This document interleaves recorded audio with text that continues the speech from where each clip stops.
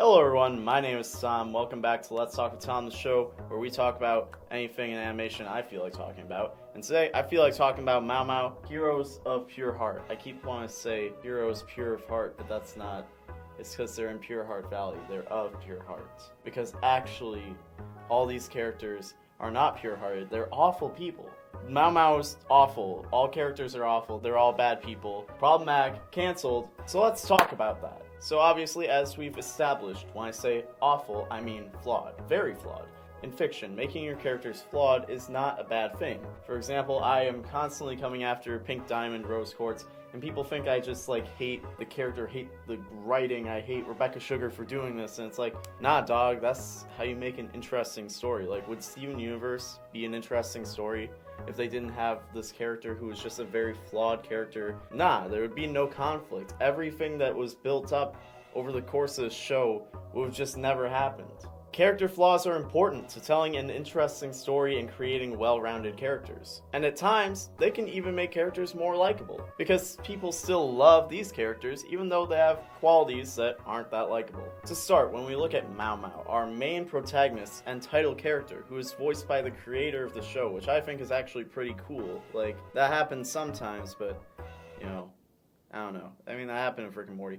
Bruh. I'm rambling. We look at him, and we have a character who is very insecure because of his upbringing. Because Mao Mao's father is a great warrior. His older sisters are great warriors. He comes from a long line of great warriors. And he wants the approval of his family, and he doesn't feel like he has been able to achieve that. Mao Mao's father always favored his older sisters, leaving Mao Mao subject to reject and neglect, and allowing him to develop this inferiority complex. And it also didn't help that his childhood dog companion, Bao Bao, was not loyal to him, and he didn't have the emotional capacity to understand why beyond creating more insecurity in himself. So now Mao Mao is seeking validation from chasing glory and taking out his feelings of inadequacy on anything and everything that he possibly can. The show starts with Mao Mao and his friend Badgerclops crash landing in Pure Heart Valley, hence the name, which is a kingdom of cute, adorable animal creatures, and they low-key kidnap a bat, like a bat child, because she has no fear, so she has potential, like Anakin, to be evil. So once they arrive in Pure Heart Valley, Mao Mao is named Sheriff, where he can take out his insecurities the way that a lot of grown men in real life do, through police brutality. Then Badgerclops isn't the worst, but he's not the best either. Badgerclops is one of those characters where you can sit back and enjoy him in the context of fiction. You may even be able to relate to him in some hedonistic ways. But if you knew this guy in real life, he'd be really insufferable. He's lazy, irresponsible, and he doesn't consider the feelings of others. This is the type of dude where if he's your roommate, maybe one day you're like, yo, I'm gonna treat myself. So you get yourself some macaroni and cheese. And this ain't just some yo, you threw it in the microwave. This is legit. You got the egg in there with the real cheese. You ain't using powder. You seasoned it. Once you season your macaroni and cheese, you can never go back. There's no going back to that bland macaroni. Maybe you even got some bacon bits in there or something. You put your name on it and you put it in the fridge for later. Alright? And you're at work or school or wherever you have to be, and you're having a tough time. You're just miserable, but you're when I get home, I got that waiting for me. That's getting me through this day.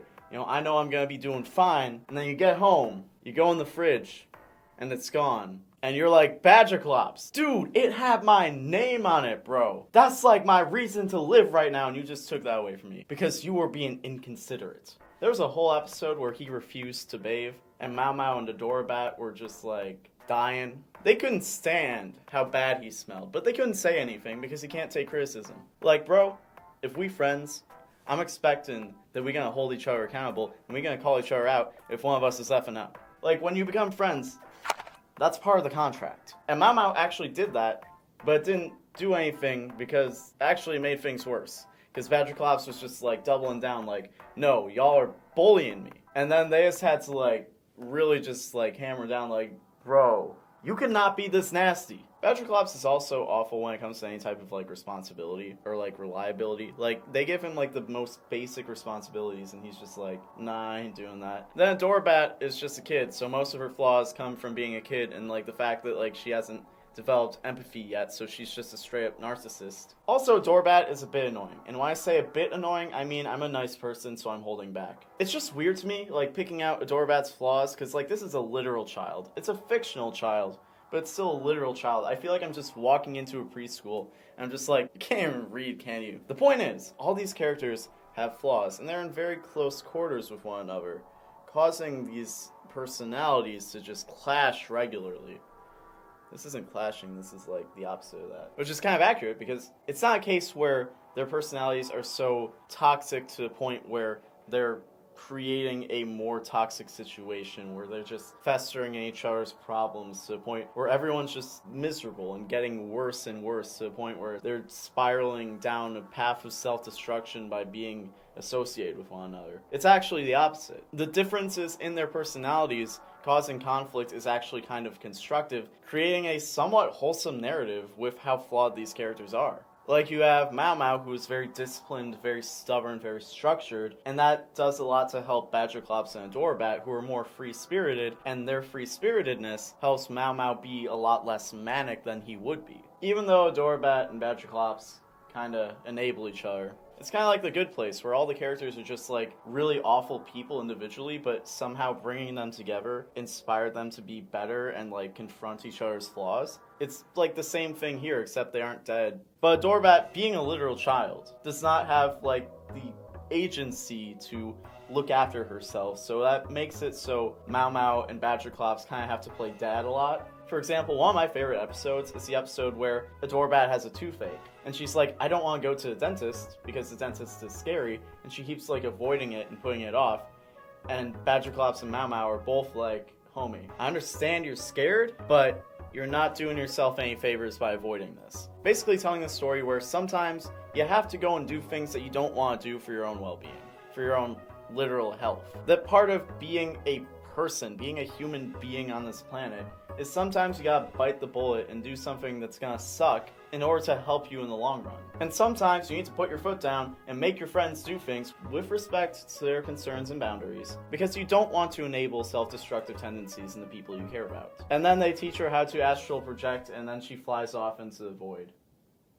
But she goes to the dentist in the end. Another great episode in illustrating how their conflicts help them grow is Ultraclops. In this episode, Badgerclops is feeling like he isn't respected, he isn't given the basic decency that he thinks that he should get from his roommates. For example, he's the biggest member of the team, and yet they expect him to cram himself into the smallest bunk on their bed. He feels like nobody listens to him. He feels like everybody crosses his boundaries to walk all over him. Then he gets the power to Dynamax to beat some monster, but then he's like, yo, wait a minute. When I'm this big, nobody can tell me what to do. So then he just becomes a menace to society, doing all the things that he wasn't able to do before at the expense of everybody in Pure Heart Valley. So then Mao Mao and Adorebat have to grow in size and then stop him and basically put him in his place. And they do that by doing all the things that they were doing to disrespect him and his boundaries and make him feel unappreciated. And that kind of made him be like, yo, like, you're clearly doing these things knowing that I don't like them, if this is how you're going about this situation. Which causes Badgerclops to break down, and in turn causes Mao Mao and Adorebat to realize the way that he's hurting because of how they treat him. And in the end, they make up for it by changing and by finding ways to accommodate the things that he was lacking and giving him the boundaries that he needs in order to create a healthier environment for everyone. But just in general, this show, Mao Mao, Heroes of Pure Hearts. I wanted to say pure of heart again. It just really likes to confront the unhealthy behaviors of these characters. And sometimes it's not even like a thing within the relationship. Sometimes it's a personal thing that's affecting them, and it's from before that relationship even started. Like I said, Mao Mao's problems stem from his upbringing. It stems from the way he was treated, the way he was taught to perceive himself in relation to his older sisters, the way that he feels like he never really got that approval from his father. And overall, he just develops this inferiority complex, because when we do see his father, on the outside, it seems like he's just much bigger and stronger than Mao Mao, to the point where, like, that's something that Mao Mao could never achieve. And assumably, the same comparison can be made to Mao Mao and his sisters, even though we haven't seen him yet as of me recording this. When Mao Mao's father comes to visit them, he spends the entire time reinforcing these insecurities, basically making everything that Mao Mao has been able to achieve feel invalid or invaluable. He's reinforcing the trauma that Mao Mao experienced in his upbringing and reaffirming the way that Mao Mao sees himself because of it. Then, just as Mao Mao confronts his father and addresses the way that he has made him feel for his entire life, and calls out the fact that he feels like his father is ashamed of him, is when it's revealed that his father has been in an exosuit this entire time. And he's actually no bigger or stronger than Mao Mao, but Mao Mao grew up believing that he was. And as a result, Mao Mao grew up believing that he was destined to disappoint his father because of that. But it turned out that that perception of his father came from his father taking shortcuts, and because Mao Mao was working so hard to achieve that idea without any of that, just from scratch on his own merit, it actually made him stronger in the long run. Which would put things into perspective for Mao Mao, because he realized he was striving for this lie, and he was beating himself over the fact that he wasn't achieving this unrealistic standard, when in reality, he was actually doing pretty good for himself the whole time. So in conclusion, that phrase that your college professors tell you not to use in your closing paragraph because it's really generic, but I'm going to use it right now because y'all can't stop me. In conclusion, despite the fact that this show is portraying a group of flawed characters who don't always get along, they are improving over time and creating a more positive environment for everyone involved. I feel like we as a culture, especially here on the internet culture, maybe not overall, but on the internet, in discourse, we've gotten very used to throwing around the word toxic. Like, we see a relationship or dynamic where people are butting heads and we call it toxic even if it really isn't. Because conflict does not equal abuse or toxicity. And I think the overuse of those words has created the situation where people don't actually understand how to handle conflict when they come across it in real life. Or they don't know how to differentiate a normal problem in a relationship versus an unhealthy situation that they desperately need to change or just remove themselves from altogether.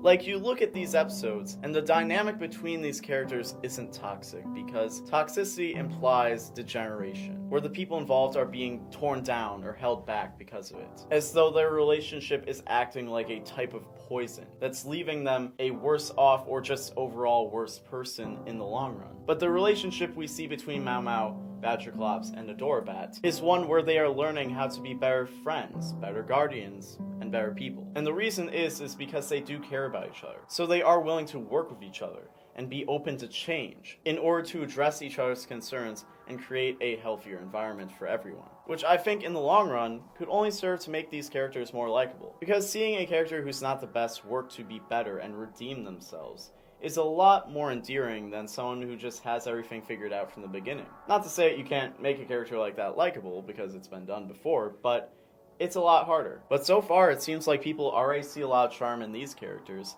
and I think that by the time Mao Mao actually wraps up, it's gonna hold a pretty special place in a lot of people's hearts. My name is Tom, that's all I gotta say. Roll the outro.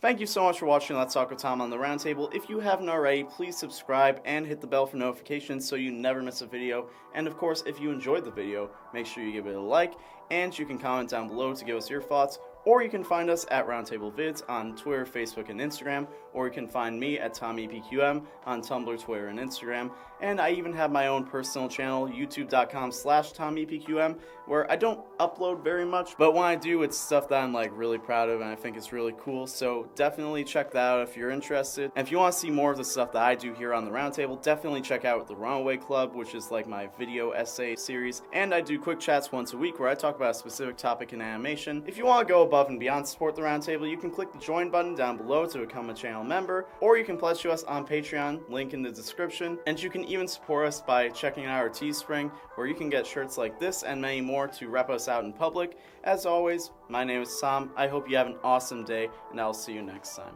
See ya!